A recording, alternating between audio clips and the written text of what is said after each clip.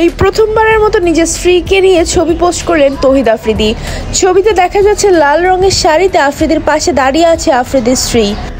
জানা গিয়েছে ছবিটি আফ্রিদির ফুফাতো বোনের বিয়ের ছবি। এর আগে অবশ্য হলুদের বেশ কিছু ছবি ও ভিডিও প্রকাশ হয়েছিল, যেখানে আফ্রিদির স্ত্রীকে তার বোন এবং মায়ের সঙ্গে দেখা গিয়েছিল।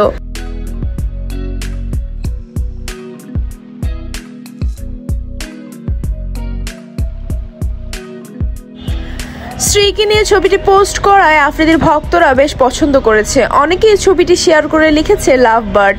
দর্শক, আপনাদের কাছে আফ্রিদি ও তার স্ত্রীর জুটিটি কেমন লেগেছে আমাদেরকে কমেন্ট করে জানাবেন।